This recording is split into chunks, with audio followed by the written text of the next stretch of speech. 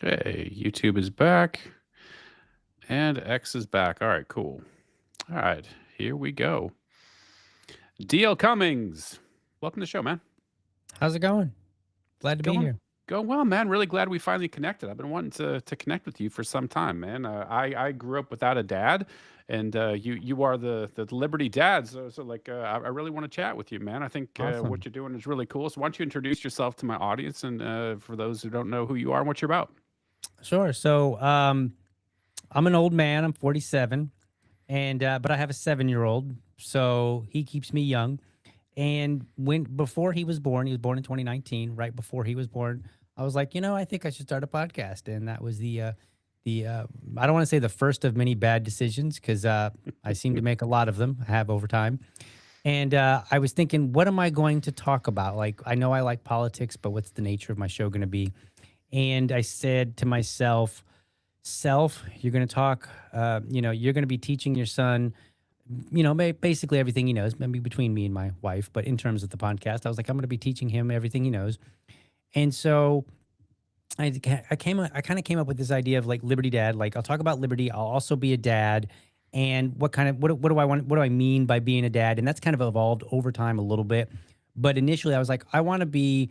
I work from home for corporate America, so I'm basically a white collar guy. But I also go out in the yard and I do a lot of significant amount of yard work. I enjoy woodworking. And I'm very familiar with some trades and stuff like that. So there's a little bit of blue collar in there as well. And I've done some blue collar work in the past.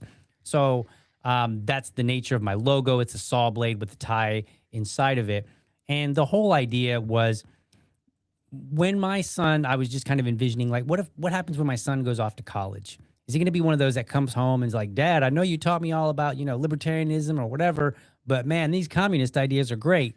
And so I was like, I don't want to be afraid of that, but I also want to make sure that whatever relationship that we have, he would be comfortable talking to me about it. And so I kind of envisioned it like we need to worry about tomorrow's conversation by the one that we have today.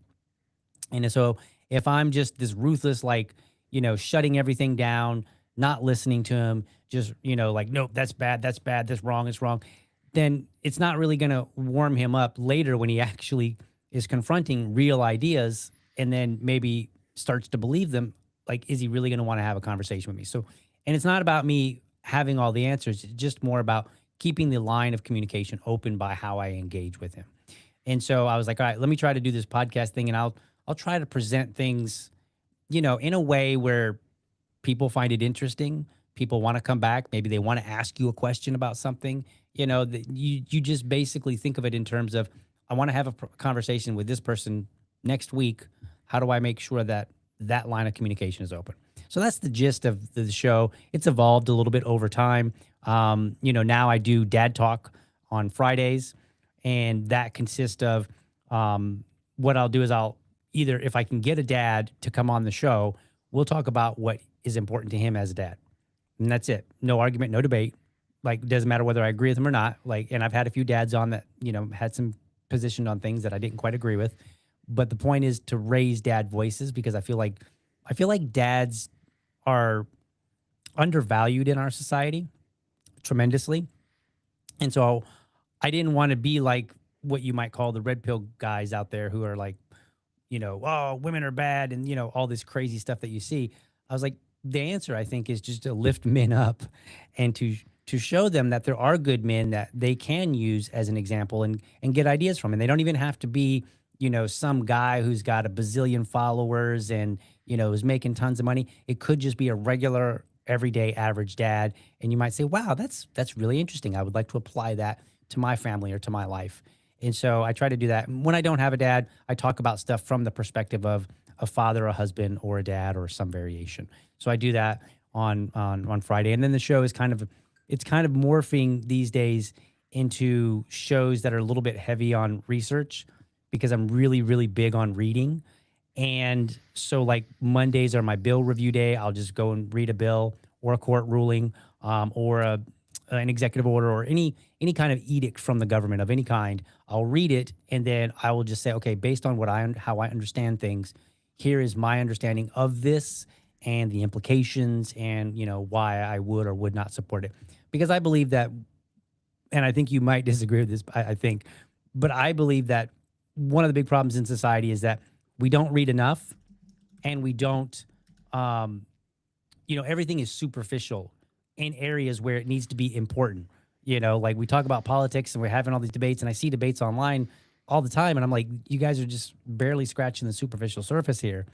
And not that we all need to be philosophers per se or read, tons and tons of books, but if we're going to talk about a legislation, we should perhaps at least read the legislation and then say, okay, what do I think about it? What are some of the ramifications of this? And am I comfortable with those consequences? What are potential unintended consequences? So hopefully that hits all the nail, my little elevator pitch there. No, no, that's great. Thank you. So, did you have a good dad growing up? Like, I I found that did. there's usually two categories of people like you. People that had amazing dads that are trying to replicate and sort of pay forward what they've learned, or people like me who had a terrible experience and who are, trying to, make up for something they didn't have. Right. So I actually had I'm not going to say that. I don't want to say, I don't want this to come off negative, right? It's not what I mean. I didn't have anything super amazing where I would just tell a story and people would be like, wow, you had the greatest dad ever. However, I still had a great dad, right? We actually had a rocky relationship, probably in my teens, probably because I was extremely rebellious. In fact, I've always been rebellious, but I got really bad in my teens, and and so that made it a bit challenging. We were also a church going family at the time, and so my parents were heavily invested in their religious faith, and I'm being rebellious, so that makes the clash even more difficult, right? Also, he is not my biological father, although I don't really Mhm. think of it that way. He met my mom when I was 3. I've never met my biological father. I don't know. I only know like a few stories about him, and most of them are not necessarily good. So I don't really know anything about him. But my father is, for all intents and purposes, he's dad. He's father, because I've never known anybody else. I can't remember anything else whatsoever. Um, but so to answer your question, yeah, I had a pretty decent upbringing. No problems. Yeah, the worst problem that I suffered was one that many people suffered. I got spanked a lot, right? Just regular Mm. standard spankings. I personally don't look back on that in the negative, even though I'm generally opposed to spanking these days. Hmm. Um, just because for me, I look at it and I say, I think kids are very resilient, and if I think there's a range for which parents can be maybe less than the best, and as long as you are still offering good things, there's some flexibility if you're doing things that maybe aren't the best, right? So like if you spank your kids and then you're there for them in their their biggest needs, their first breakup, or financial trouble, or you go into their ball games. I think that's one of the reasons why a lot of people like me grow up and they're like, yeah, I got spanked all the time, I don't spank, but I really love my parents because I think they're great people, right? So it seems contradictory, I think, within the libertarian community, at least the way that we talk about spanking. So that would be the worst that I would say that I grew up with, was just getting spanking. But it was just regular stuff. It wasn't like, horrendous or anything like that. Yeah, yeah, yeah. There's clearly a sliding scale here, right? Like like when it comes to spanking, or let's call it corporal punishment. That's a better Mhm. way to put it. And Right. then I think it's there's a, as you mentioned, there's clearly a debate about it. And I'm not somebody who gets histrionic. I do believe that you're right, that some kids are, like a lot of kids are resilient to some degree. But I think that there's ample evidence that kids, that it depends on how the kid's born, constituted, right? Mhm. Their genome, their epigenetic, Right. all those factors are taken into how that impacts a child. And I'm like you, I'm opposed to it. Like I think it's, no matter how you slice it, I think it's abuse. I don't think there's any way that you can say, "Hey, I'm gonna hit my wife," and it's not abuse, right? And it's, but for Right. some reason, we have this sort of category for children where it's like, well, they're the only people in society that you can hit, and you happen to be 10 times larger than them, and all the things, Yeah. right? But I Well, also, 5 times in my position, but yeah. You get my point. Like you're essentially a giant, you know? Yep. It's not even like you can't hit somebody your own size without, committing a Right. crime, but for Right. some reason children is okay. And so I'm like generally clearly opposed to that, but I also am not gonna I'm not gonna start arguing with people and start shit. Like Right. it's almost like the circumcision stuff. Like I'm clearly against that. I just did an episode with George from the Tin Men and Martha Bueno. Mhm. I clearly land over here, but I don't shame people for certain things, and I don't like to pick fights. I feel like sometimes it's unproductive to pick Yeah. fights. So I'm The like kind of circumcision curious. thing is hard for me because I'm like I see like Martha Bueno, I know she's really big on it, and I feel like it's too easy to almost feel like you're talking about somebody else's kid's junk, and I'm just Well, like, she got in I don't trouble. want to have that conversation. You know what I She mean? kind of got into trouble with Dave Smith about that, didn't she? Yes, If I I remember saw that. correctly. Yeah, I understand what she was trying to do, but that's where you I think because I want to say in good faith, I don't think she was trying to be, you know, that inappropriate, but I think No, it's easy to lose sight of it when you're fighting a battle about a topic that you're really passionate about, and then you fail to pick your words wisely, and then so she was like, did you do this to your kid? It's like, yo, do you realize what you're asking? So that's one of the reasons why I just stay away from that debate because I don't, it's uncomfortable. I don't want to talk about that, and it's like, you know, I- Completely, and I'm kinda like one of those people that I think that, I want to have these discussions in a public forum in a right, generic sense, as opposed to, confronting people directly about right, it, and I have no shade if people wanna take a different approach, that's fine, I don't think I've yeah, got all the answers or I do things exactly the right way, but I think it becomes maybe counterproductive in a certain point. I think that like the right, spanking, the circumcision thing, like if you get too,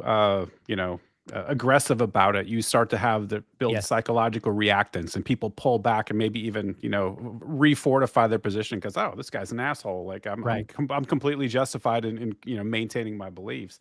Um, It's kind of funny that you mentioned that because some of my worst interactions with people are the very heavy, all spanking, all corporal punishment is abuse, and my position in specific is we don't spank our kid. Number one, we don't even have to at this point. He's like so ridiculously well behaved, but I also don't take it entirely off the table because I say, all right, well, if there's a situation where it's like they keep touching at the stove, like, will I smack their hand versus any chance of him getting, his hand burnt? Yes, I would. Right. Because to me, I'm trying to just weigh it out. It's very consequentialist, I guess, in that sense. But I leave it at these kind of extremes. I don't like if somebody were to say, like, yeah, my kid was drawing on the wall and so I spanked him. I'll be like, I don't think that you really needed to spank them for that. So I leave it at, when the alternative is actually more physically a potential, there's a potential for more physical harm for a particular behavior than the spanking, then I would say, okay, perhaps, maybe it's warranted and, maybe a parent doesn't have a better tool in their toolbox and that's the best one they've got. Well, I'd rather your child not get, run over by a car or something like that. So in that particular case, but going back, earlier, I've had two notable interactions with people. One a long time ago, somebody was like, spanking, this study here proves that spanking, diminishes your child's personality or something like that. Well, I read the study and I was like, yeah, there's some problems with this study. I'm like, and I think one of them was with how they defined some terms. They were more inclusive than I thought were appropriate. So I came back and I was just like, yeah, I don't think that study's really saying that. And, I hear some problems with the study. And man, they unloaded on me and they were like, you effing child abuser. And I was like, what? And I was like, I'm disagreeing on a paper that you provided, and clearly you haven't read it, or you just didn't want to hear any arguments. And then the other one, which was more substantial, somebody that I actually know personally has traveled through Jacksonville, stayed at my house. That person and I got into it, and they were like, it's all abuse. And I was trying to get them to understand, like, there's a lot of people in this country who grew up being spanked and they dearly love their parents. And I'm like, I think you need to be more they were much younger too. They were like 22 or something. But like I was like, I think you need to be more mindful about how you're framing this because you're going to turn a lot of people off before you've had a chance to have the conversation. And so then it kind of just got a little I didn't do such a good job of keeping it de-escalated, and it just escalated. And I finally was like, look, I love my mama dearly. She spanked me a lot. Um, are you going to sit here and tell me that, you know, contrary to how I feel, that I was abused? Like, I don't feel like I was abused, and I'm a rational person that can think these things through. And they wouldn't say it. And I'm like, okay, so you're not willing to tell me that I was abused, but you want to keep claiming it's abuse. I'm like, I feel like you're dancing around it in a sense. You know, you want other people to kind of confirm it, and you're not willing to be bold and just say, "Look, you were abused, whether you believe it or not." And I'm, you know, so we ended up parting ways over that conversation specifically. That's too bad because I think there's a lot of discussions like that where people are on opposite ends of it, that there's actually some value could be had from having a productive conversation. Right. We can be honest about things and we can say what we think in a Jordan Peterson type of sense, like your obligation to tell the truth and stuff, but not be an asshole and, Right. and not do it in such a way that it fractures relationships, right? And I think Right. people get so married, I think, to this concept of changing everyone's mind. Like you and I were having a discussion here. It's like I'm not talking to you because I want to change your mind, right? Like Right. I want to have a productive discussion where I understand you. I'm curious about your point of view. Maybe you could learn something from me, and we end up better for it at the Yep. end of it. And I think so few people do that nowadays. Everyone has a team, no matter what it is. Like Mhm. this issue, I've got to be on this team, and I'm going to convert the world. I even Right. hate that term, like conversion, like particularly to political sense. Like we need to Yeah. convert people to libertarianism. It's like, my God, that sounds insane, you know? And also, like, what the hell do you know? Like Right. we're out here acting like we have all of this shit figured out, and at the end of the day, we're no smarter than these other people that we're bumping into, and but we sort of Right. act like we are, and we think that we are, and I just think people could adopt a different mode of being. I think we'd end up with more productive conversations and more enriched from coming into contact with each other, as opposed to what we see online, which is typically like you said, it ends up if you're on the opposite side of an issue, it just turns into some throwing feces against the wall and break Right. disassociating from people, and I really hate to see that, man. Yeah, it's a challenge, and I've, you know, and I'm not gonna sit here and pretend like I always get it right. I've sometimes caused some problems myself. I've earned a few blocks here and there where I look back and I'm like, yeah, I probably should have, you know, I could have handled that better. You know, so you know, it includes me as well, you know, in that kind of situation. So, you know, Yeah, well, so at least you can admit that. I think there's some people are lacking self-awareness right. entirely, and it's just it's really frustrating to see. So But I do think that you really make a good point when you're saying like, hey, we're so busy trying to convert people. That is generally not my goal. And I tell people, I'm like, when I'm having a conversation, I'm actually looking for something different. I'm looking for the aha moment. And the aha moment is, I learned this actually from my mom, not learn it from, but learn it from interacting with my mom. I became a libertarian. My mom was a diehard evangelical Republican. And this was when Gary Johnson was running. And, you know, she didn't quite like, for libertarians, Gary Johnson was pretty weak sauce. For my mom, he was pretty dramatic, you know, because he had said something about like not, you know, he like, I won't smoke marijuana in the house, in the White House or something, and she flipped out. She was like, "What?" That, you know, and so when I noticed something that when I would sometimes talk to her and the point really did get across, even if she didn't agree with me, she would say something like, well, that's a good point, or that's fair, right? And so now I look for those. That's really what I'm trying to get from somebody, is just them to acknowledge that I made a good point. It doesn't even have to be like all of them. Just like, okay, maybe I make 10 points and you only acknowledge one, or maybe you half acknowledge one. You know, any acknowledgement, I think is a win, and that's all that I'm looking for. Because at the end of the day, the truth is, we rarely ever convince somebody in a single conversation. It's usually multiple conversations. And so, how are we going to have multiple conversations? Well, number one, I can't be a jerk to you today, because if I'm a jerk to you, then maybe if it was going to take 10 conversations to get somewhere, I've ruined the other nine already before we've even had them, right? And I want to be able to build on the last aha, like, oh, okay, that's a really good point. Okay, that was a good point, you know. And if we can build upon those, then perhaps we can get somewhere. Yeah, I think that's 100% right. And I wish everyone would reframe their conversations as a joint exercise where you and your discussion partner are searching for two things: what's true and what's good. If we Right. could just distill it down to that and believe that the other party is acting in good faith, and you just have a discussion, maybe have some curiosity about the other position instead of trying to Right. argue your position to get concessions and see it my way. I like this. I love it when I bump into somebody and they see things 180 degrees polar opposite from me. And I'm always like, that's interesting. Tell me more. Like, I want to Right. know more about how you're seeing things. I've learned, I think, the most from doing that. When we do that, I think we sort of get out of this ossified, sort of structured way of thinking and this like belief that we have it right and we got everything straight. And you're open to maybe updating your beliefs a little bit. I think people Mm. don't do that quite enough. Like, we should be, I mean, obviously, on the big things, I'm not saying wildly swing every single day like you're Matt Van Swole going from, you know, Democrat to hardcore MAGA overnight or whatever. Right. But the micro adjustments, because I think there's Yeah. so much nuance in the world. There's so much data out there in the world. There's so much suspect data out there in the world. Like you mentioned, there's shitty studies.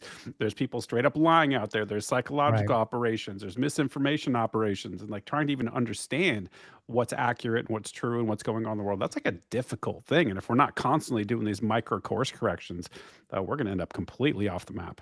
Right. And the other thing I think people would, and again, everything that I say, any criticism I make of other people, of, whatever, they always apply to me. So let me just say that up front.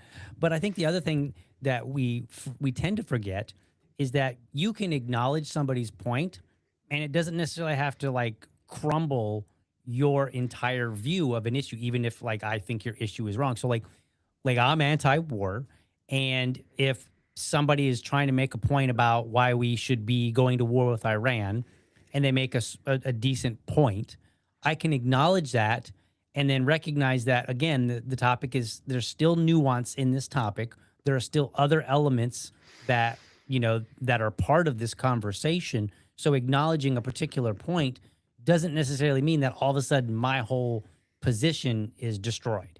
I mean, perhaps in some cases, if it's a particularly foundational or fundamental point, then perhaps. But there are actually many cases where you could just be like, yeah, that's a good point, but I think it's like way up here. And you still got these fundamental issues that need to be handled. So yeah, you got a good point, but does it really change my position? Yeah, yeah, totally. So, why are you in politics? Is my question. I see that you're very heavily involved in it, and I obviously I comment on politics, but I think Mhm. like I'm more of a philosopher. I'm more interested in talking about uh, principles. Mhm. And politics is the easiest way, I think, to sort of point out principles if you Right. comment on it. So talk me through like how you became a libertarian and why are you sort of in that political space now? I have always enjoyed the arena of debate. I I like the idea, or maybe the arena of ideas. Mhm. And when I was younger in high school, I actually had a paper. I was evangelical conservative at that time, and Republican as well. And so I had a paper called Reality News that I typed up on my like dot matrix printer, and I would print it out and take it to school and pass it around. And all I did, I literally did what I kind of do now in a sense, but only in writing. I would go and read the paper, find an article that was interesting, and then just comment on it based on whatever was in the article. That was it. I didn't, because at that time there was no internet, and so searching things out it took a lot more time. So I would just give my opinion based on whatever I kind of basically took it at face value and said, "Here's my opinion based on that." And I've always enjoyed just debate, challenging ideas, thinking things through. Early on, it was more of the, I'm gonna stomp on you, and it was more like the Ben Shapiro going to the college students, right? That it was that way.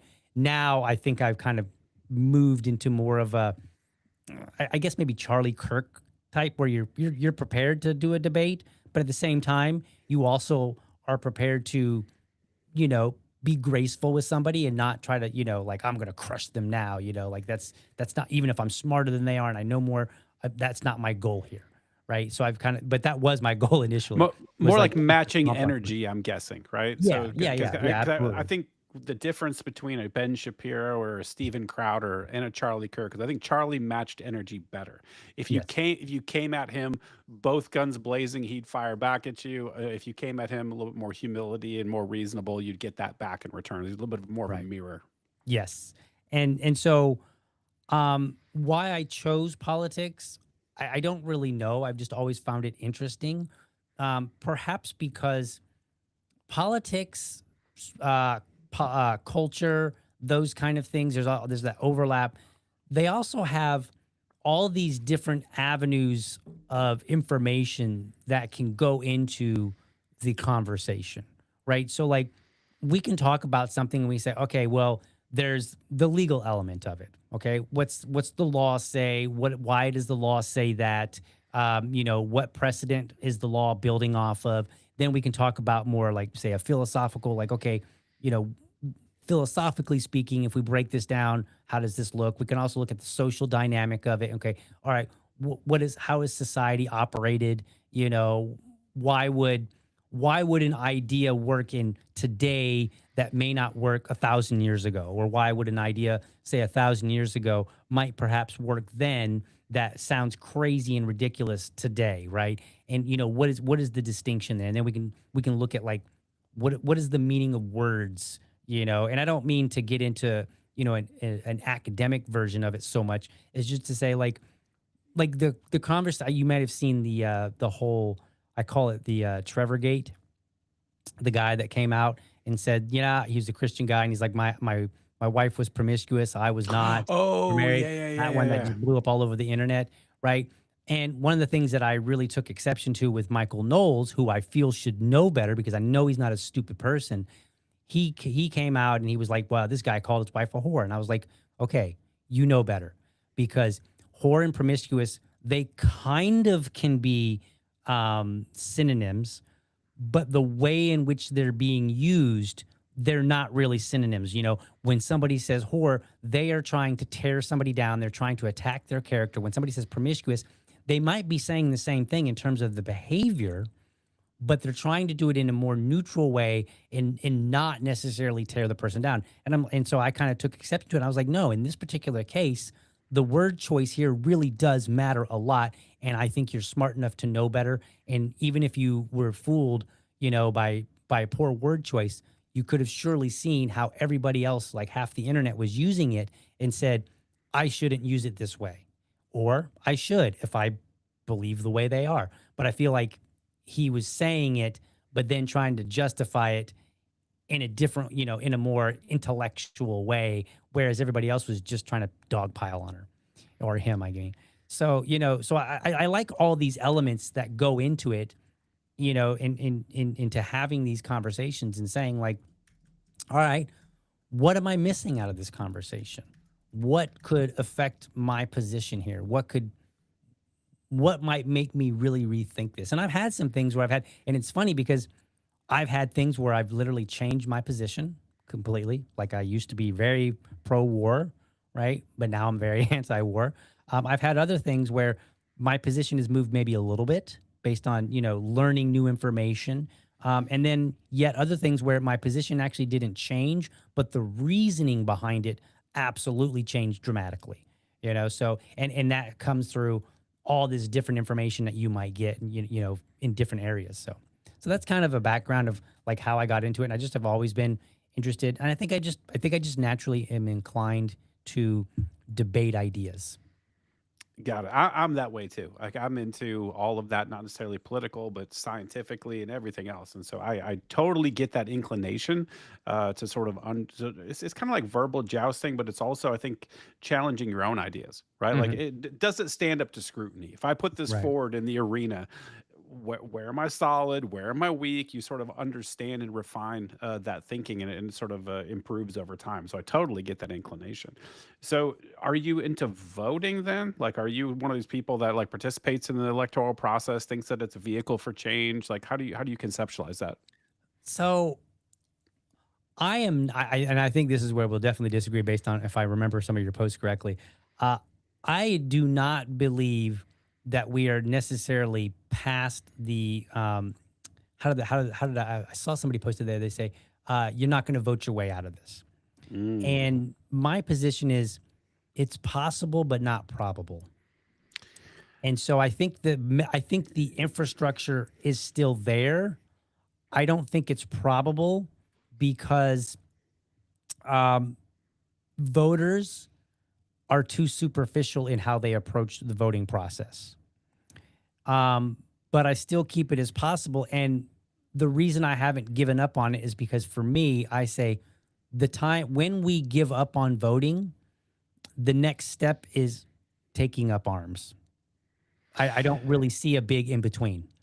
And I so think you're and right. because I don't like violence, and I tell people I'm like I don't like violence, but I'm not afraid of it. I've got way too much of a history with violence. I promise you, I'm not afraid of it. Not all 5'3" of me and 120 pounds, but I don't like it, and I want to stay away from it as much as I possibly can.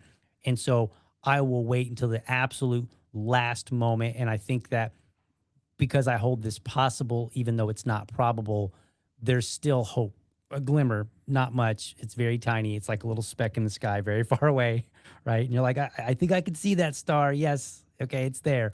That's kind of where I am. So Got it. Got it. And to me, I- no offense, that seems delusional, right? sure, Because I think that we've got anyone who could do math understands that the dollar's dead, right? Like there's right, absolutely no way that the dollar is going to continue. It's going to collapse. They'll probably replace it with a central bank digital currency. Um, so that piece, from fiscal standpoint, America's doomed. Like economically, it's going to be really, really bad. It's going to be really, really painful. So that's done, and we've never seen liberty go in reverse, right? right, Whoa, we started with like this incredible experiment in the smallest government possible, and it's turned in 250 years later. It's right, turned into the largest, most tyrannical, most evil government that we've seen in the entire world history. And so I'm like, hey, man, I'm an empiricist. I'm seeing this only going one direction. And even I think Donald Trump's presidency should have, in my view, should have put that final nail in anyone's coffin who was thinking that there was any sort of reverse mechanism to this.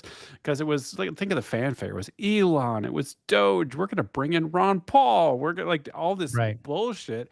And they not only couldn't cut a single penny from the budget, but they exploded it. Spending is right, through the roof. Now we're talking about, oh, $1.5 trillion for the military budget next year. We're in endless right, war. Like, bro, this only goes one direction. And so, right. no shade to the people that are still holding out, but Yeah, I I try not to be too delusional about it and say like, yeah, we'll totally vote, and things are going to change. What I do hope though is that one of two things happens. Either there is such a trap, and I don't hope for it per se. I'm kind of balance my words here a little bit. One of two things I think is going to be necessary. Things get so bad that people rise up and pretty much physically toss out their leaders, and they vote in all brand new ones, right? They bring in not one president. And this is one of the reasons why right after, like, I was not on board with the idea that Donald Trump has changed and he's going to come in, his second term is going to be better. And the reason for that was one, I didn't believe him because based on his first term, saw his first and his, term. right, I've seen this movie before. right, like his first term, okay, maybe we'll see what happens. Second term, I was like, nope. Based on the first term, I don't expect anything. But the bigger reason was I didn't see a movement like we did with Trump for Congress. And in as much as our system is really, really broken, there is still some level of functionality to it.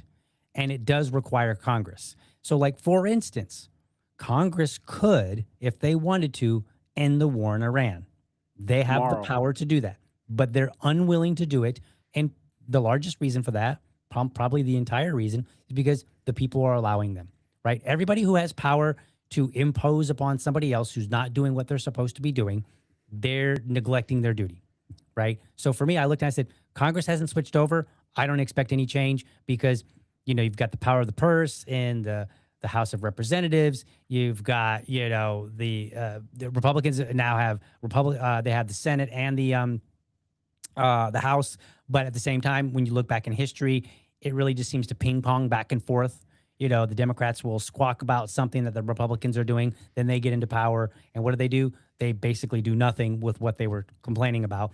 Republicans do the same thing. We saw that one of the most recent big things was the Affordable Health Care Act.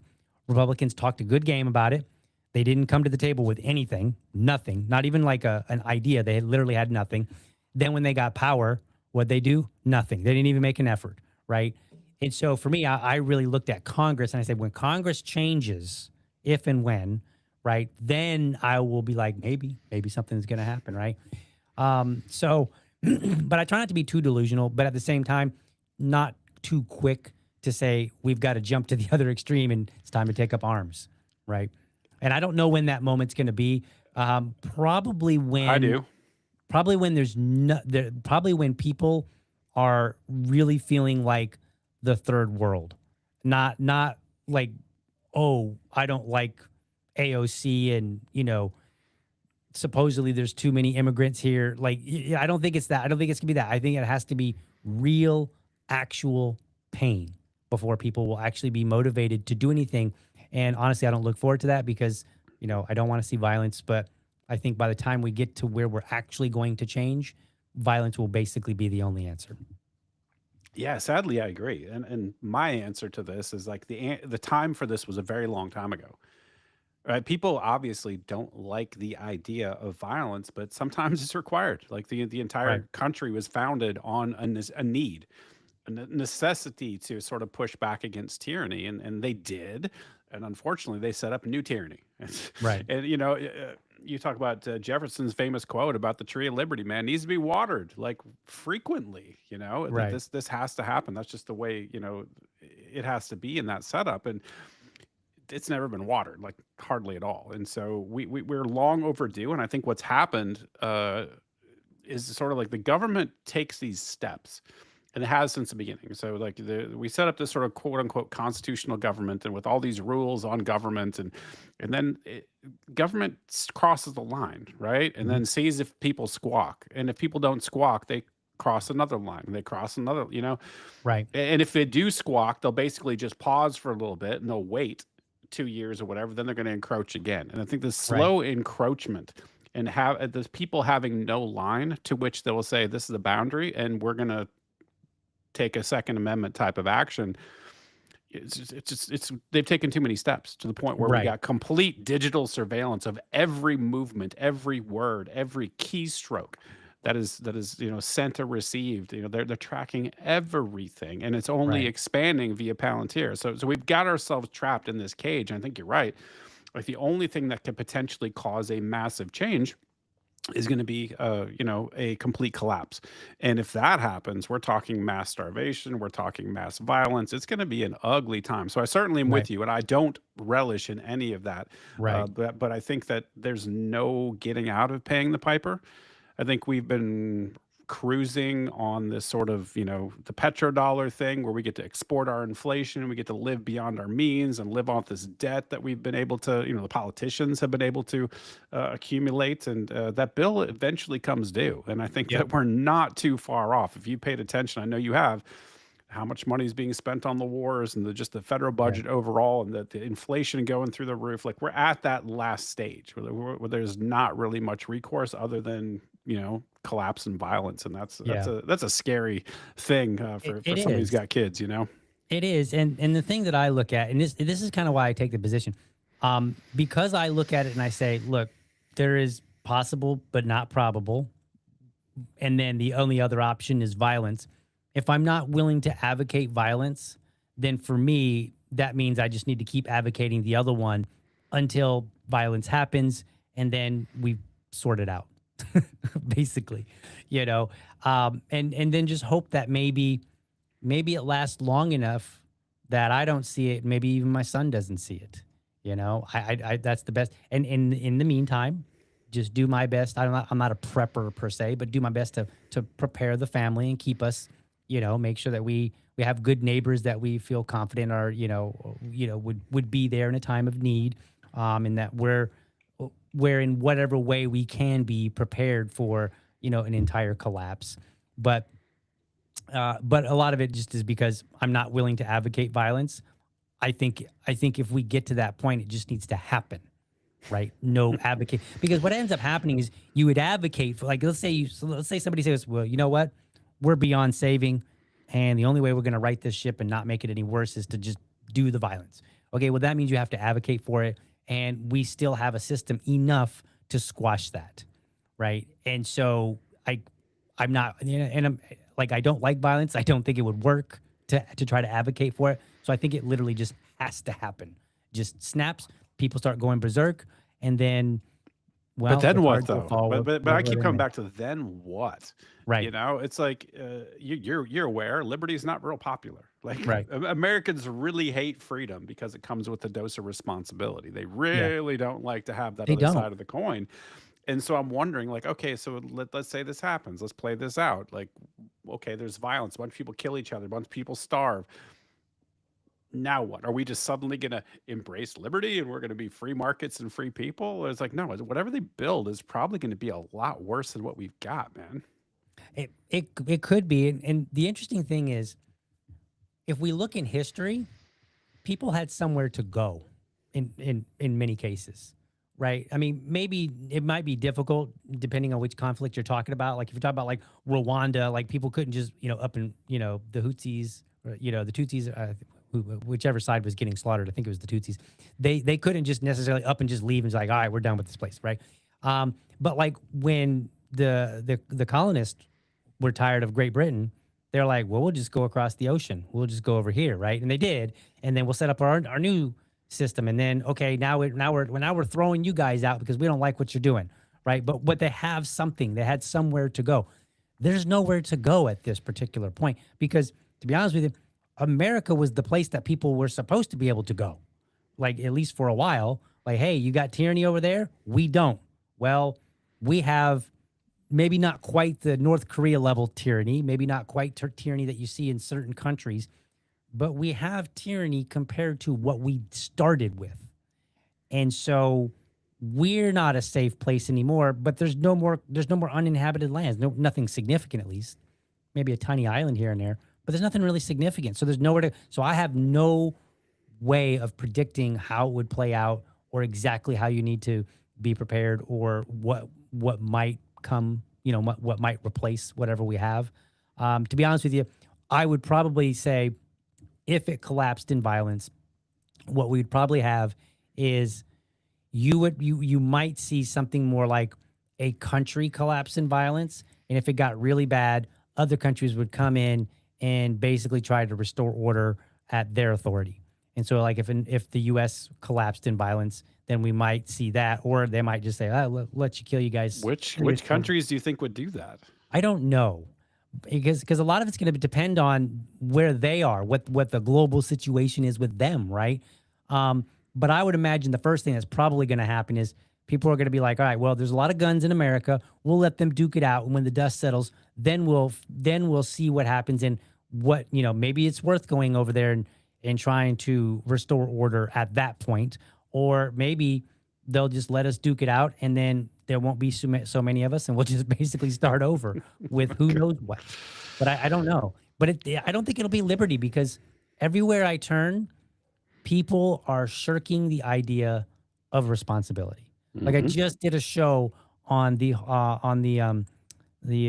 trial out in California over Meta, where the woman sued Meta and several other social media companies and saying, "Hey, you addicted me, and it's all your fault."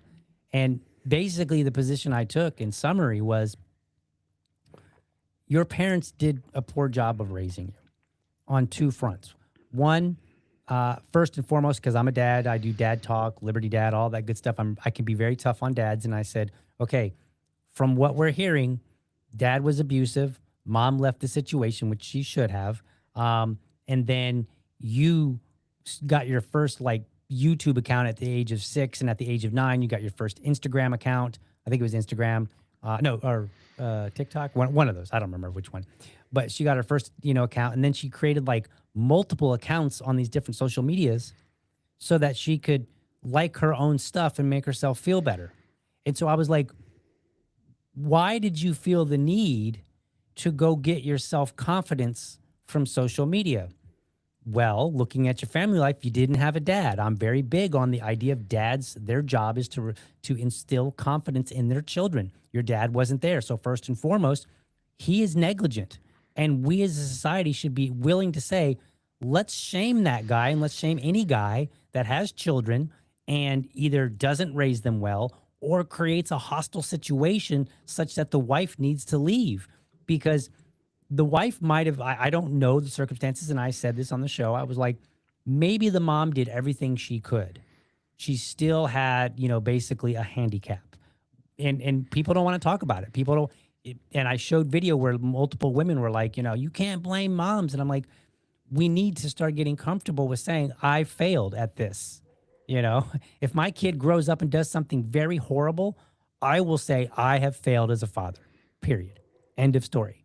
Now if he gets in a little bit of trouble, then we can maybe blame that on him and say, look, you've got some agency here and you've got some responsibility. But if he's way out there, you know, I'm like, nope, I got to accept that one. And we're not willing to do that. Not with the most simplest thing, but parenting, which you would think people would be like, yeah, that's your responsibility. Yeah, And then if it you just gets worse from there everywhere else. Nobody wants responsibility for anything. It's not my fault I can't get a job. It's not my fault that I this or that or what. And it's like at some point, you have to realize you're the one holding the bag. You got to do something with it. Yeah, for sure. And I think there is definitely a delta that society is seeing between holding parents accountable. I think mothers and fathers are held to a completely different standard. Yes. Are you seeing that out there? Because I see it like every Oh single yeah, day. oh yeah. Well, I'll tell you this. So I spent a lot of time in church, and I'm not bashing on the church folk. In fact, I'm actively searching right now, just for my own personal benefit. But I observed this a long time ago. There was a book called "Why Men Hate Going to Church," and it basically talked about the feminization of the church. But one of the points that he made in there, he pointed out, and I didn't realize it till the book pointed it out. It said, "Go to church on Mother's Day.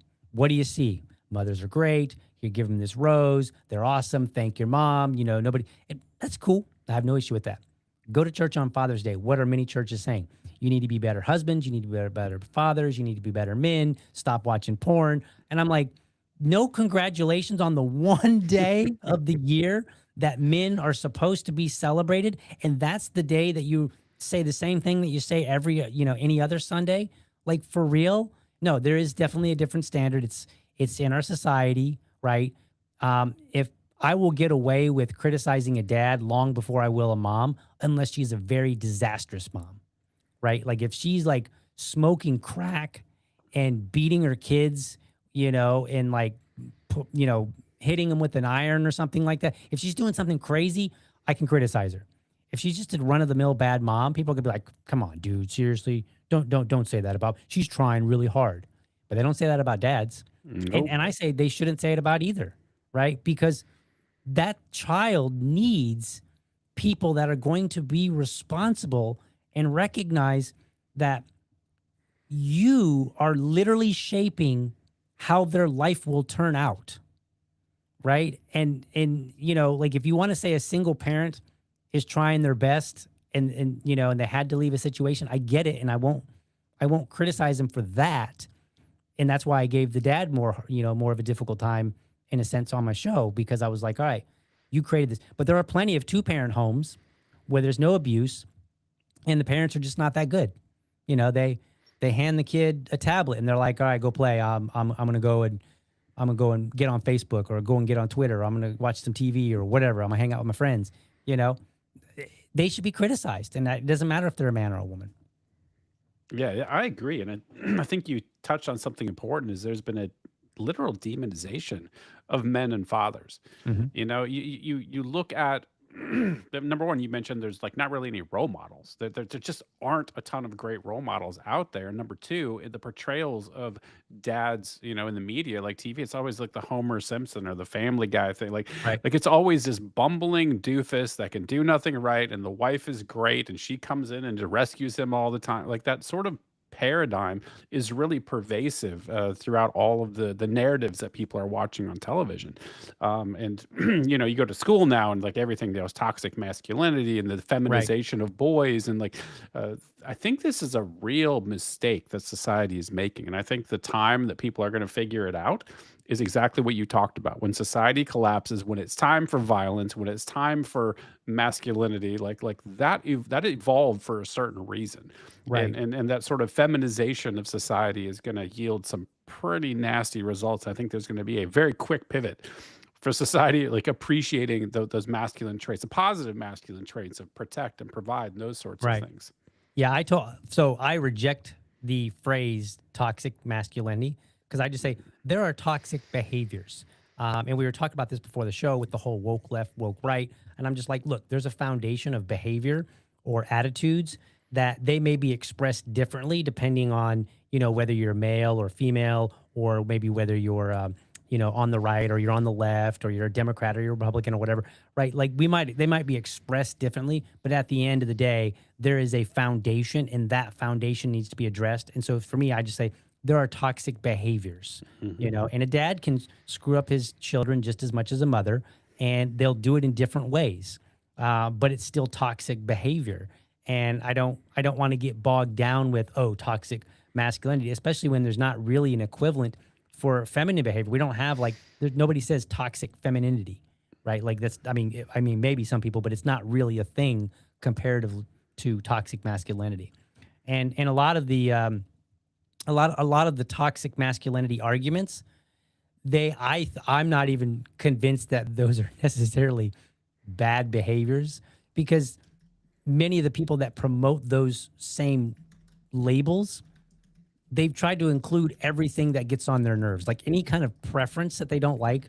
Oh, a man is sitting on a subway with his legs spread. Well, that's a level of toxic masculinity because he's man spreading. And I'm like, for real? Like, I would like to deal with the men that are abusing women, or the men that are like that are poorly raising their kids, and you're worried about how they're sitting on the subway.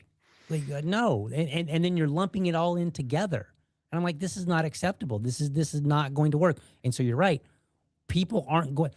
If things collapse, they're not going to like it, because um, you're going to have a lot of very toxic men who aren't afraid of violence that will go too far. Mm. And that's going to be a problem. Like if we have a revolution, it is not going to be what's his name from that the film The Patriot. Mel Trying to think of his Gibson. name. Well, I was trying to think of the character's name, but Mel Gibson, yeah, Oh, whatever role he played. You're not getting a bunch of those men. That's going to be the rare man that you get, right? Most of the men are going to be like the British guy who was like burning, people in the church and stuff like that, that are very vicious and will win at all cost, no matter what, right? That's the kind of man that you're going to get by lumping this all in together and running with this notion of toxic masculinity, rather than dealing with real, actual toxic behaviors that we can all actually agree on. And that's the weird thing, right? There's a lot of behaviors that would be considered toxic masculinity that I would say are just toxic behaviors that most people can agree upon. Well, why can't we rally around those and just deal with that? And then once we resolve those, then we can worry about microaggressions and manspreading and mansplaining and all the other things that you don't like, that are annoying, whatever. We can address those once we deal with, I don't know, the violence, the abuse. It's crazy. It's wild. I don't know. yeah, yeah. I don't have an answer to any of that stuff. It's just something I've observed, and I can make a prediction about.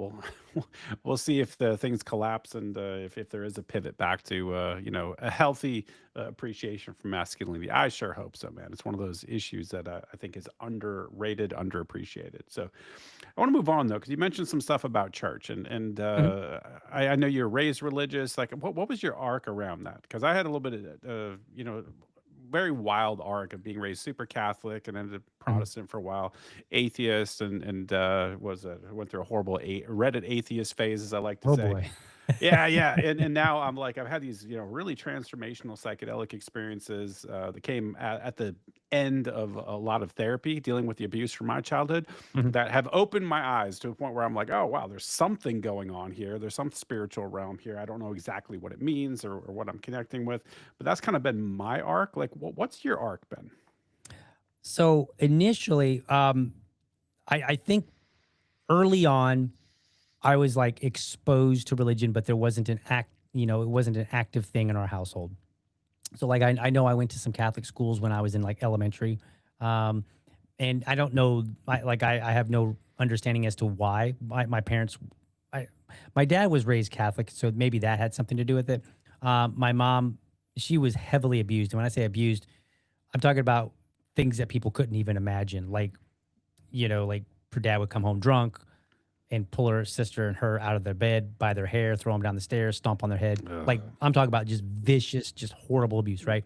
And she's always believed in God, and she felt like that helped her get through it. But she didn't necessarily live, according to Christian principles Mm, necessarily, or at least limited on a limited basis, right? So when I was around 14 or so, I met a girl at school that I really liked. I thought she was pretty, and she was a church going girl, and so I was like, oh, I'll go to church too, if teenage boy, right? Like I'll go wherever the girl is, and that kind of ignited something in my parents, and we started going, and we all ended up in becoming evangelical Protestants. So we started out in the more wild churches, the very you know Tell me you're speaking handling snakes. Well, not quite that level. But the speaking in tongues, running up and down the aisles, stuff like that. Praying for people falling over. The very, and I say this in a generous sense, the very dramatic variant of evangelicalism. And then eventually, we kind of we kind of ended up in some churches that were a little bit more tame, but they still had some of that element, but they were much tamer. Um, and then somewhere around, I think I started becoming disillusioned with some of the ideas that we were promoting. So it was like people would testify about, hey, I went to the grocery store and I prayed for a parking spot and then a spot just opened up. And I started questioning, I was like, this seems like, does God really care about you getting a parking spot? Like, this just seems a little crazy, right? And there were other stories like that, and I just started like, I don't know. I'm like, it feels like, it feels like we're asking God to intervene for the trivialist of things and then making a big hay of it. And we seem to have more evidence, if you will, that he intervened in these cases, but less evidence on more important things, more substantial stuff, right? People are still dying of cancer, stuff like, and I'm like, I don't know. I'm like, I just started questioning that. And I also became disillusioned. I feel like, and this is where I'll be a little critical of evangelical Christians. I feel like there's a strain of anti-intellectualism in there. And mm. I don't mean that they Seen have it. to, I don't mean that they have to all be like, you know, challenging, Richard Dawkins, and, the four horsemen from back in the early 2000s. I'm not saying that. But like one of the things that I started thinking about, I was like, well, God could intervene physically, but some things weren't adding up.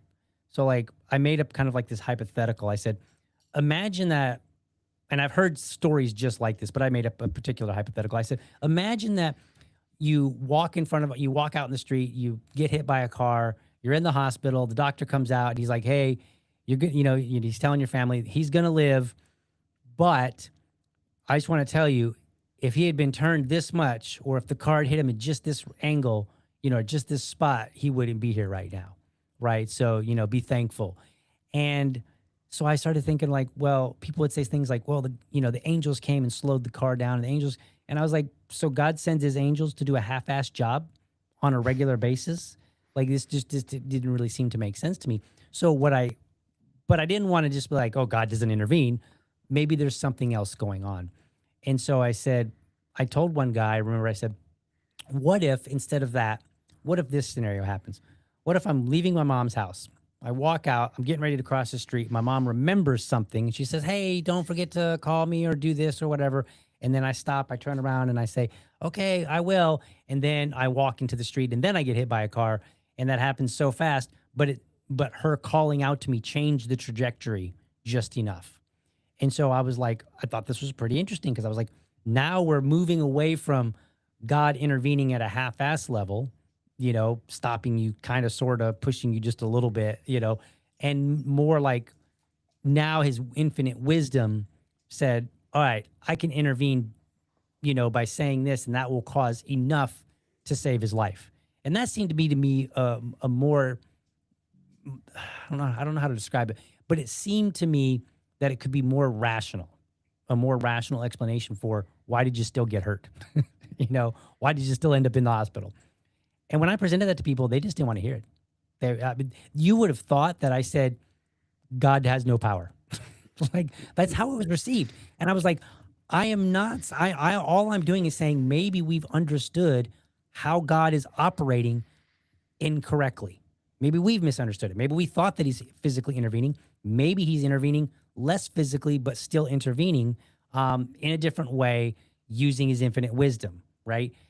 And it just was so poorly received. And there were other instances. So I kind of slowly drifted out because I just was like, I felt like a lot of things weren't adding up. They weren't making sense. But at the same time, I still kind of like, I believe in God. So I kind of went into this like deist phase. And I was like, well, I believe there's a God. I just don't think he intervenes. I don't think he intervenes in man's affairs. I think he basically set the ball rolling, and then that's what happens. And if there is any intervention, then perhaps it's more like my little story where it's not a physical intervention. It's just a casual reminder to somebody that causes this chain reaction that plays out in a certain way.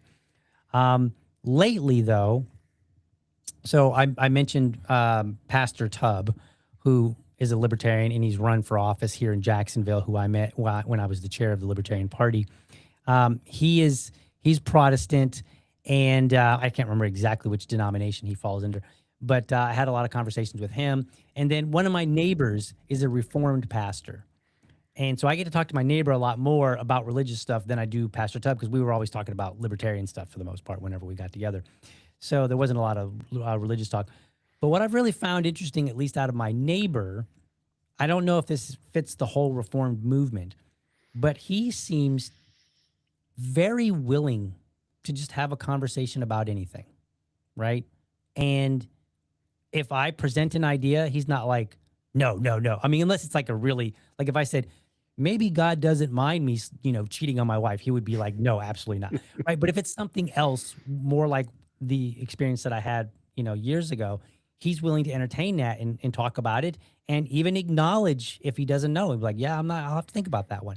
Right. And I can respect that. And so I'm like, I don't know, maybe there's a different variant of Christianity that I would feel more at home. So I'm kind of exploring, or as I like to tell people, I have an exploratory committee with God right now. And I don't really believe that Tubb and this other guy have come into my life by accident. And the other thing that this one really threw me off. My neighbor comes over and has cigars with me, and he'll drink, and so does Tubb. When I was younger, I didn't know any pastor ever. Both of them are pastors. I didn't know any pastor that would sit down and have a beer with you, that would sit down and have a smoke with you. Now, Pastor Tubb doesn't smoke. It's just not his thing. But and I was just like, I found that really wild. And it's not like, oh, I need my vices. It was just so different. It caused me to kind of stop and say, well, there's something different here, because it's so dramatically different from what I experienced. So it's got my attention. It's there are some things that like the pastor that I'm talking about, he's a Calvinist. And what's really interesting about that, the fact that he's a Calvinist, I'm not on board with some of the ideas so far, or I have some concerns or some things that, I got a long list of questions. Is it like the determinism that bothers you? I think the Calvinists are like existential determinists. So so this is an area where I'm not well versed. So I may speak out of turn and be ignorant, and I'm just going to acknowledge that right up front. So far from what I'm learning, they believe in something called total depravity, where sin is basically corrupted everything on the planet.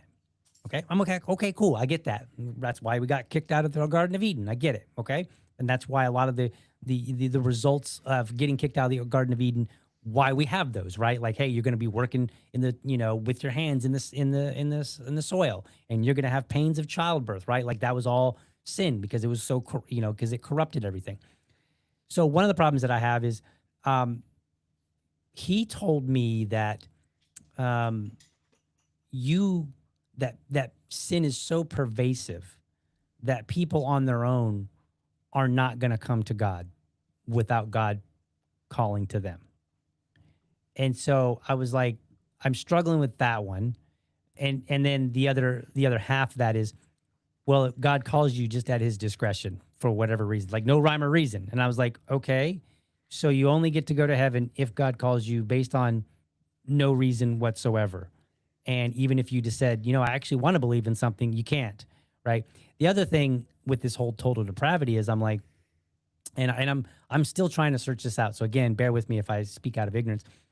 I'm like, if everything is corrupt, then how is it that the scriptures are not corrupt in any way? Because while you can say they were divinely inspired, they still were written by men, human people who were corrupt. The Bible itself was compiled by men who are still corrupt, right?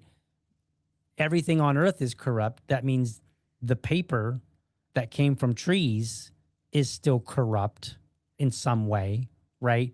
So how is it that, how do we know that there's not a flaw, not in the scripture in itself, but so much in the tangible elements that I can see? Maybe somebody wrote, maybe when they translated it, the sin that corrupted the translation, right? So I'm struggling with that one.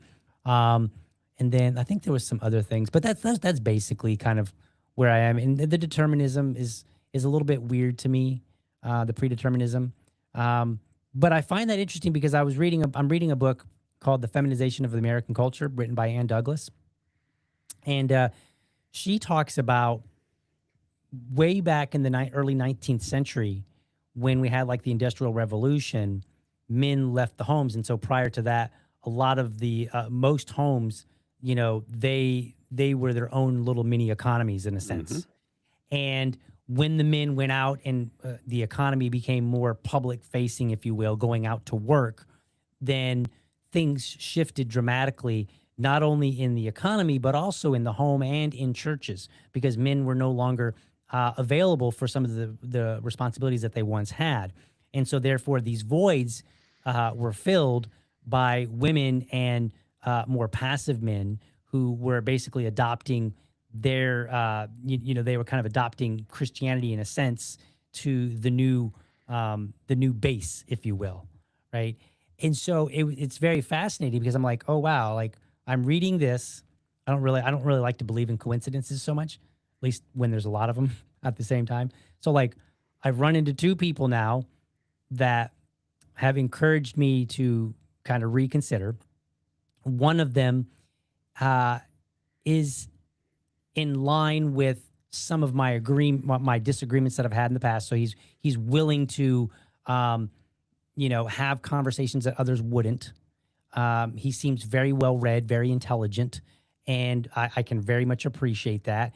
And so there's just this dynamic of just all these things that keep happening. And then he's of this particular faith that was pretty dominant early on in America's history, that I look back and I say, if we want to talk about the feminization of American culture, the feminization of church that I believe exists, we can go back. And I think that's a good point for which we can see a massive change. And so and from my understanding, the Calvinists of the day, they were known for for a very heavy intellectual rigor.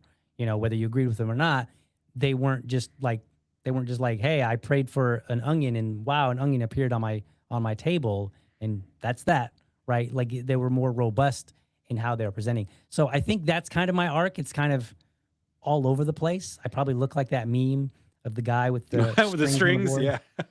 I probably look like that. I probably sound like that right about now. But that's because I'm still searching and kind of trying to figure things out and understand it and whatnot. So No, dude, no shade. That's actually really admirable because I think so few people are willing to do that exercise. right? Because it takes humility. You have to like break things down to base levels and question your assumptions and all Right. that. So I would ask you, have you ever considered anything beyond Christianity?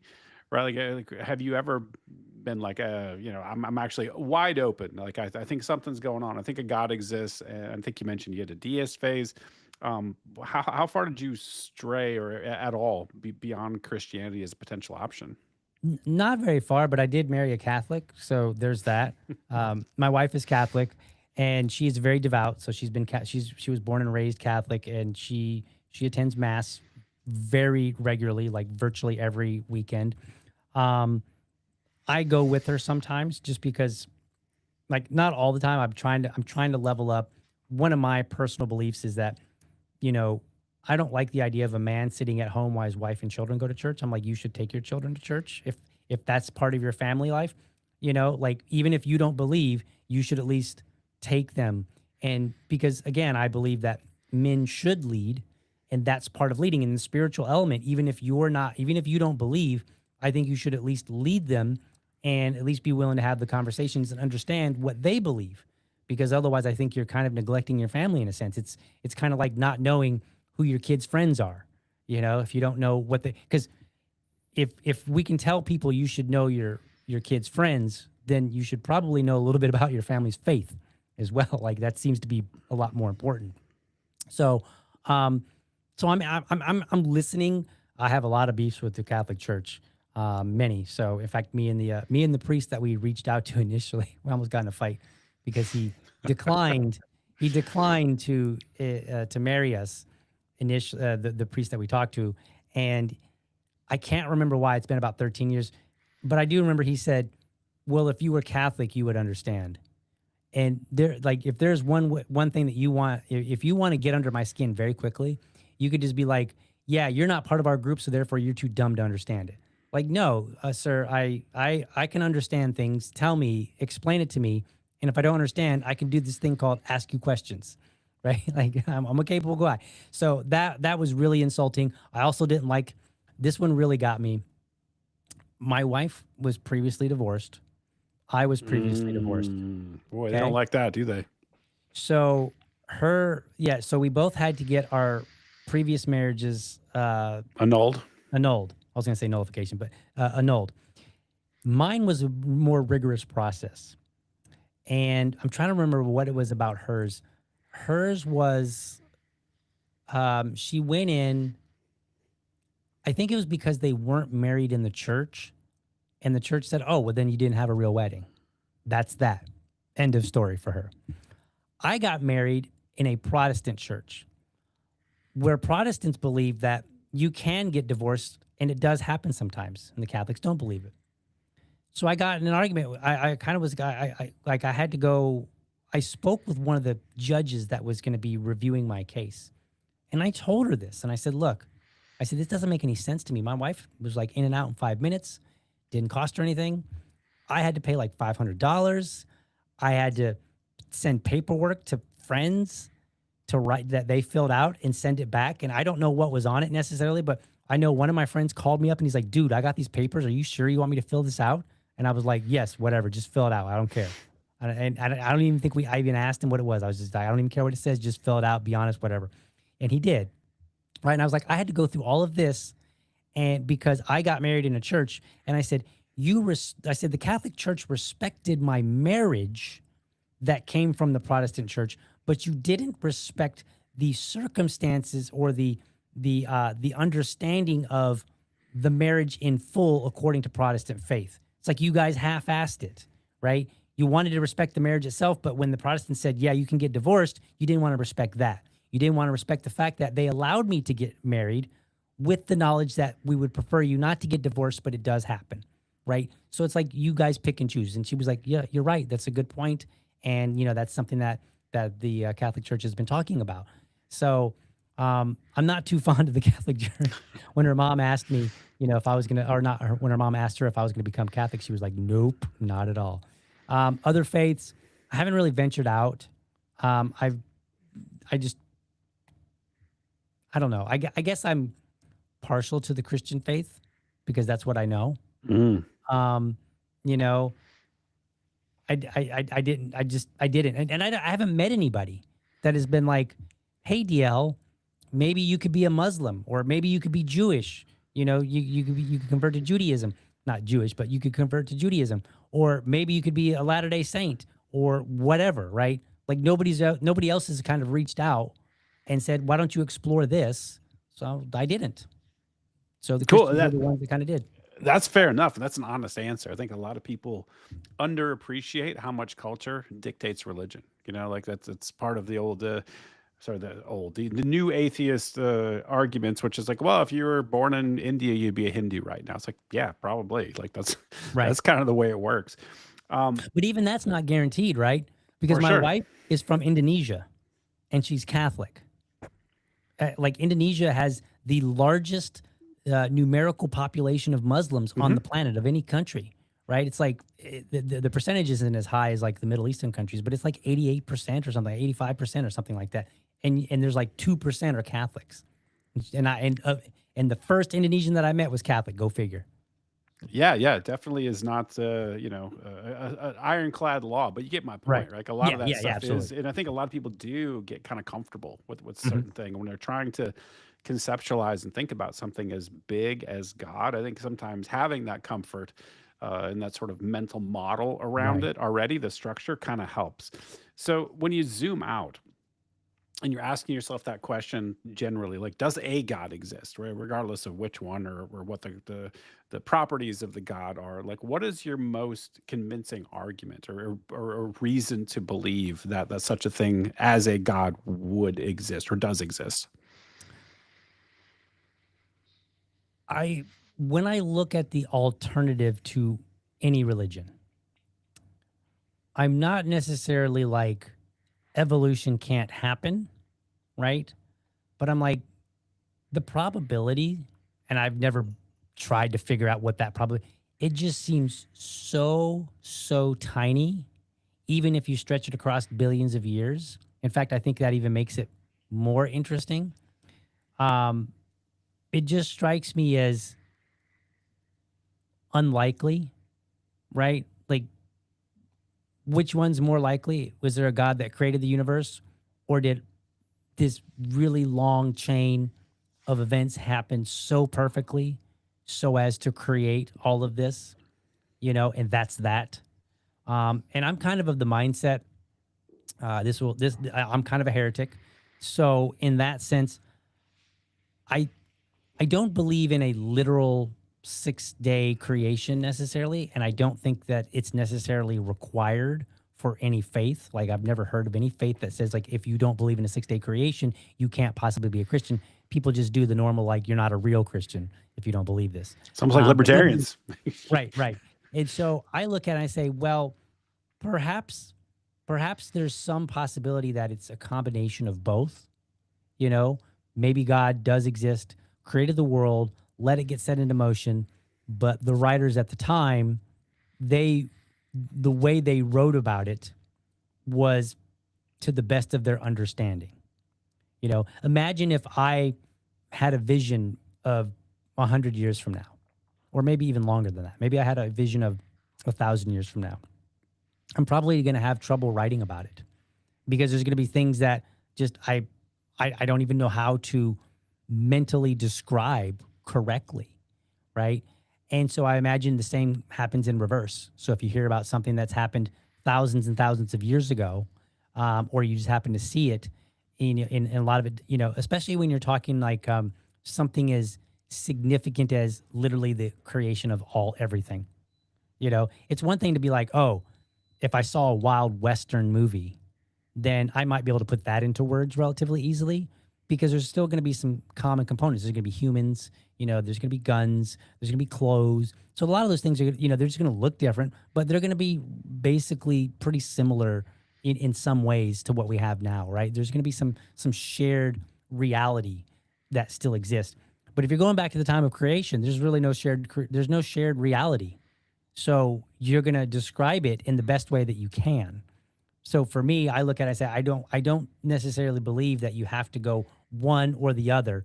And so I look at it and I say between the two, I'm not willing to go full on either one.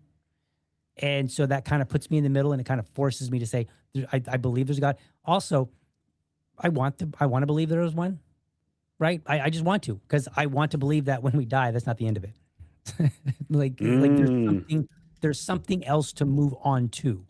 So that's kind of why. And maybe that's more of the maybe that's more fundamental for me. Maybe it's more that I really want to, and that I'm trying to wrap my mind around everything else, and then trying to figure it out to kind of like satisfy what I want to believe. I don't know. That's honest, man. And I think we all kind of like this idea of continuing on, right? No matter what that looks like. Is that this idea that we would not exist. It's kind of terrifying to some people. I don't think it's as bad for me because I really thought about this sort of heuristic, which is okay, how do I feel about the billions of years before I was born? You Mhm. know, like do I have anxiety about that? It's like what was my experience then? It was like I didn't have an experience. Like it was fine. Like I was totally okay with those billions of years. And after I die, if it's the same thing, I'm like, yeah, I'm kind of cool with that too. That wasn't so bad, you know. Like that's kind of Right. how I conceptualize it. But I definitely kind of hope that things continue. You know, like I don't want to just like have this be it. And like Right. everything I'm doing right now is all the mistakes, all the positives, everything is just well, that's me, and throw me in the ground and it's over. Like that kind of sucks as an idea. So I Right. get the idea, the impulse to be like, yeah, I want to have something more, and maybe I'm grabbing onto that with the psychedelics. Like I've had these experiences, and you get this sense that there is a returning home. Like Mhm. there's this sense that you go back to somewhere where you originated from, and it feels nice in the moment. Have you ever done psychedelics before? You ever had any experience with that? You familiar with Pork Fest? Oh yeah, yeah. So I tried shrooms up there, a light dose, Mm. so nothing dramatic, because I was like, I don't really know what I'm getting myself into. Smart And move, by the way. the interesting thing about psychedelics is when I was growing up, I had friends. They were the Pink Floyd guys, the Parrot Head type Yeah, yeah. folks, and they were all they loved acid, and they were like, dude, you gotta try acid. But they were very terrible salespeople, because they would be like, dude, you need to try acid. They would say like it's really great, and then they would like everything after that was downhill, because they'd be like, make sure you don't do it with somebody, make sure you do it with somebody you trust. Because if you have a bad trip, like we knew this one guy, he saw his mom's face melt off and he freaked out. And I was like, you just screwed this up. Like, and nobody ever tells me good stories.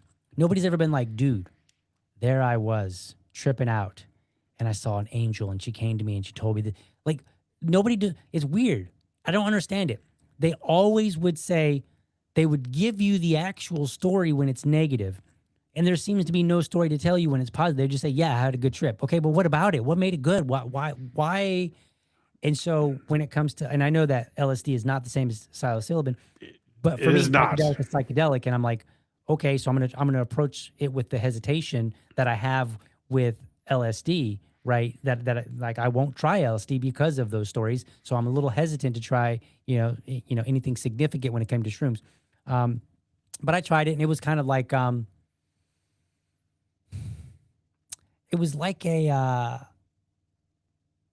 hardcore high from marijuana, but without some elements. And I'm not sure that I could describe it so well. But it was like there are some elements, and they were stronger, and then there were other elements that weren't there. And so, but I don't know that I could describe it so well. Well, that's the But I did that. problem. That's a problem. Actually, it's a component of a psychedelic experience. It's called the ineffability. Mhm. It's like you have an utter inability to put the experience into words. And that's a frustrating component of it. Like you can, like you said, describe a bad trip. Like you can talk about Right. the ways in which it goes wrong. But when you start talking about trying to put a container around what that experience actually was like, it's like I watched Sam Harris like talk for 2 hours about he did a massive dose of mushrooms, and like he's like incredibly verbally fluent, and he was having trouble. Mm. It's a very difficult thing to talk about. It sounds like you had a pretty entry level dose. I'd be guessing like a 2 gram, maybe Yeah, I something think pretty yeah, I small. think it was 2.5 maybe, I think. Sounds about I don't right. remember exactly, but it was somewhere around there, I believe. I took it easy because I was like, I don't know what I'm getting into. And, I didn't want to be the guy that flips out and goes bananas. Especially at Pork Fest with all the other right. libertarians that are already fighting you anyway, Well, so that and, I've kinda got a podcast and all that, and I didn't wanna make a name for myself like, "Oh, yeah, Liberty Dad, the guy that can't handle his mushrooms." yeah, dude. Nobody can handle the mushrooms. I'm gonna be straight with you. Like, if you get at a high enough dose, like you're kind of gone. And then that, but the Right, problem is that I think you have to have sufficient dose to have that mystical experience. That's what like the Johns Hopkins research always talks about. Like you have all these massive benefits, like the curing of depression, smoking cessation. Doesn't matter what it is. Like these major benefits, right, reduction of end of life anxiety for cancer patients, people with terminal cancer, and it appears to be tied to the mystical experience. It's not the drug itself. It's not the psilocybin itself that's doing it. It's having the experience. right. And so having that high dose, 5, 6, 7 grams, it seems to be like necessary. And it's a completely different landscape of mind Mhm. than at a 2 gram, 3 gram dose. Like there definitely is a Yeah, tipping point where you have this sort of like head-on collision with the transcendent. And that's the thing that anyone who's had it, like within the sound of my voice, is gonna be like, yep, I've been there, know what that's like. Couldn't describe it, for shit, but it's definitely a real thing. And so yeah, I'm always curious, like if people have religious convictions, if they've actually had that, because I'm of the belief that every religion, major religion that's out there, sort of came from psychedelics or meditation, like one of the two. mhm.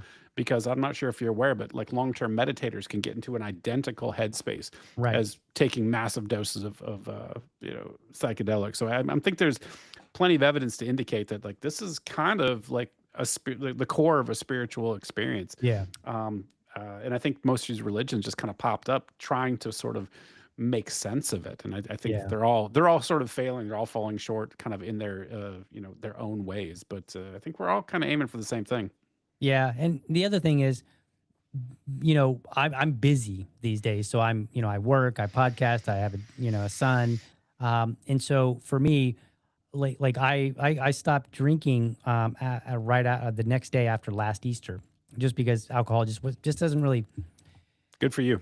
yeah, it wasn't giving me a good experience, right? And I mean, like, I might drink one glass of wine and maybe I feel good the next day, or maybe I'll drink 3 glasses of wine, just casually drinking, like not like Hmm. slamming them or anything, and I feel good the next day. Or sometimes I would drink one glass of wine and I would feel like terrible the next day, and I was like, "What gives? Like this isn't working for me. I don't like the inconsistency of it." And so I am now I will take gummies, like in the evening or something like Hmm. that to kind of relax, and I much prefer that because um, I don't wake up and feel like garbage next day because I can't afford it. I cannot afford to be even, pretend hungover just because my body reacted poorly to a single glass of wine. I cannot afford that because I got things to do. The other thing is, I always take like I don't want to say maybe a microdose, but like maybe a mini dose. So I never get like really wasted because as the man of the house, I need to always be prepared. What Yes. if somebody breaks in? I can't be stoned out of my mind and incapable of fending off somebody. I can't, if there's a fire, I need to be capable of, getting the family out. So I always keep it at a relatively, a pretty low dose. Um, with shrooms, though, I think to get a meaningful experience, it's got to be at least the 2.5, unless you're doing the microdosing, and that would be an entirely different purpose. But like, to get the more spiritual experience requires a dosage that's going to put me out for too long when I need to not be out. And when I mean out, I mean just like incapable of properly responding in the way that I feel that I need to, if something comes up. You know, so that's one of the reasons is like I go to Pork Fest like maybe every couple of years at best. So it's like there's no chance for it any. But now that I've done it once, if I were to go to Pork Fest, which I would be by myself, and then of course I have like, however many days I'm there, that's fine. I might be willing to try it again, especially now that I've had at least that first initial experience. And so I'm like, oh, okay, I kind of have an idea what to expect. Yeah. Um, I know that I have a sensitive stomach, so that was a little rough initially. That got me, and I had a little bit of initial anxiety just because I have a sensitive stomach, and it kind of hit hard in the stomach, and I was like, "Ugh," but then it leveled off, and I was chill, so that was good. So I don't know, maybe in the future I'll give it a shot again, but very limited opportunities to try it. Yeah, that's smart and that's responsible. And I would like just to say, everyone, I'm not encouraging people to do this, but if you do go down that road, make sure you are responsible, you are safe, you are sequestered away because it will take you a minimum of 6 to 8 hours Hmm. to get back to baseline. That's not a place where you need to be in a situation where you need to respond. Like you said, there's some sort of responsible way that you need to respond in some way. You have to be completely sequestered and like, I'm okay Yep. being offline for this period of time, and you're Yep. around people that you trust and people that will care for you if you have a difficult experience and all those things. So I always like to put those caveats out there for people because I think that sometimes people get very irresponsible with it. Like, I'm gonna go Hmm. slam 5 grams, go to a concert. Like no, stop it, people. Like Right. it's very serious stuff. I take it incredibly seriously. I think it's a spiritual practice. It's not something that is to be taken flippantly. No shade to people that use it quote unquote recreationally, but I don't think that's the primary purpose for it. I think you can get yourself into serious trouble Yeah. if you don't treat it with the respect it deserves. So I will end it with there, man. We're at time. Yep. But man, I really want to thank you for pulling up today. I had a great chat. It was great getting to know you, man. And why don't you tell Yes, sir. everyone where they can find you online? So I stream Monday through Friday, 7:30 a.m. Eastern. LibertyDad.com. You can find that's like the website that I have. And but if you want, that's not live. That's just the regular podcast website. But if you want to find me, you can go to youtube.libertydad.com. You can go to I think facebook.libertydad.com and x.libertydad.com if you want to find me on the social medias. YouTube.libertydad.com is probably going to be the most reliable. Go there, check me out. I've got like some 700 podcasts. So I talk about, I generally stay away from foreign policy. It's not my wheelhouse, but I love domestic policy. So I talk a lot about domestic policy, culture.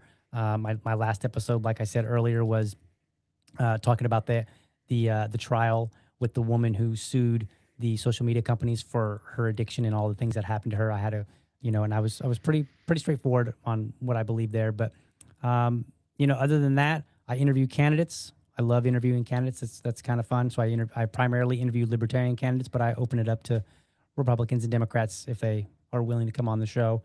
And then, as always, I love having dads on to talk about what's important to them. Even if I don't agree with you, that's the one time that I will not debate with somebody. I'll just be like, oh, that's very interesting, and we just have a conversation because I want to raise dad voices, and I think that dads are underappreciated, like you said, and anything I can do to give them a bump, that's what I try. Awesome, awesome. Everybody go check out his work, man. I really love seeing it come across my Twitter feed. It's been great chatting with you, man.